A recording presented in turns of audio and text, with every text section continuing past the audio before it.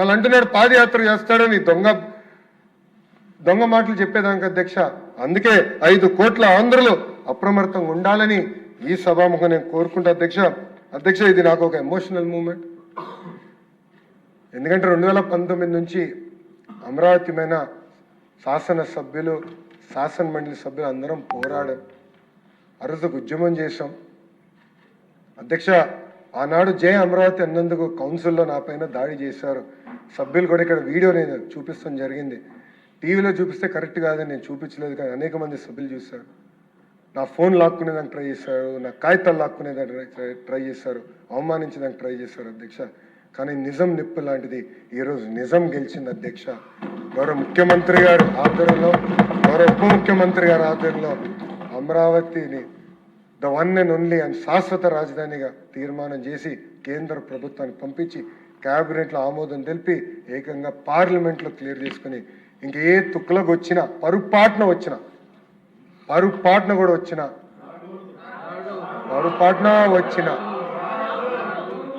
మార్చలేరు అధ్యక్ష ఈ రాజధాని.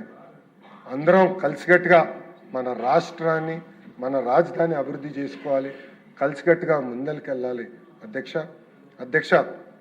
ఈరోజు అధ్యక్ష నేను జగన్మోహన్ రెడ్డి గారిని ఒక ప్రశ్న అడగాలనుకుంటున్నాను. ఈరోజు కీలకమైన రెజల్యూషన్ పైన హౌస్ చర్చిస్తుంది అధ్యక్ష.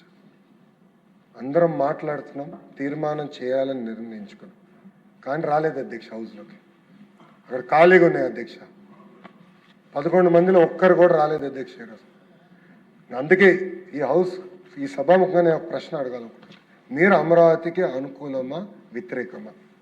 మీరు ఆంధ్రప్రదేశ్కి అనుకూలమా వ్యతిరేకమా? ఎందుకు ఈ ప్రశ్న అడుగుతున్నానంటే అధ్యక్ష, నేను బెంగళూరులో ఉన్నాను అధ్యక్ష. ఈరోజు ఇంత కీలకమైన బిల్ పైన చర్చ జరుగుతుంటే జగన్మోహన్ రెడ్డి అనే వ్యక్తి బెంగళూరులో పడుకుంటున్నాడు, లైవ్లో టీవీ చూస్తున్నాడు. ఆత్మలే చెప్పాలి అధ్యక్ష. ఈరోజు అలాంటి పరిస్థితి ఉంది అధ్యక్ష.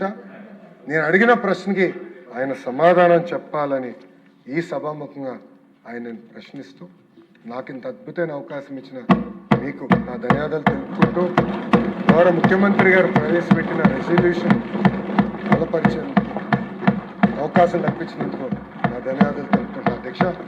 జై అమరావతి, జై అమరావతి. థ్యాంక్ యూ అధ్యక్ష. తర్వాత గౌరవనీయులు డిప్యూటీ సీఎం గారు పవన్ కళ్యాణ్ గారు మాట్లాడారు. సభాపతి గారికి హృదయపూర్వక నమస్కారం. గౌరవ ముఖ్యమంత్రి శ్రీ నారా చంద్రబాబు నాయుడు గారికి, గౌరవ సహచర మంత్రివర్యులకి, గౌరవ శాసనసభ్యులకి, ఆంధ్రప్రదేశ్ రాష్ట్ర ప్రజలకి నా హృదయపూర్వక నమస్కారాలు.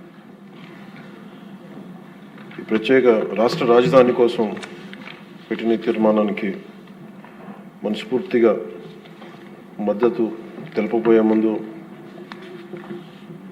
ఒకసారి ఏమేం జరిగాయి అనేది ఒకసారి వెనక్కి వెళ్ళి చూసుకుందామని తెలియజేయాలనుకుంటున్నాను అధ్యక్ష. భాషా ప్రయుక్త రాష్ట్రాలు భారతదేశంలో ఏర్పడ్డాయంటే దానికి మూలాలు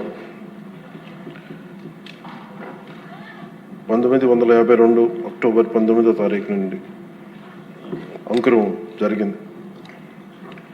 51 సంవత్సరాల వయసులో 58 రోజులు ఆమర నిరాహార దీక్ష చేపట్టిన పొట్టి శ్రీరాములు గారి త్యాగ ఫలితం ఆంధ్ర రాష్ట్ర ఏర్పాటు. దానిని ఆధారం చేసుకొని అనేక భాషా ప్రయుక్త రాష్ట్రాలు ఏర్పడ్డాయి. మన దురదృష్టం అప్పుడు రాష్ట్రం ఏర్పాటు అయినప్పటి నుంచి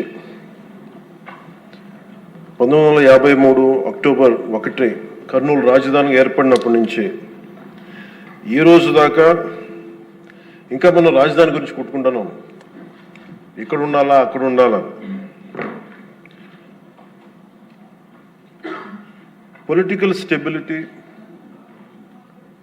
స్థిరత్వం ప్రజలకి చాలా చాలా అవసరం.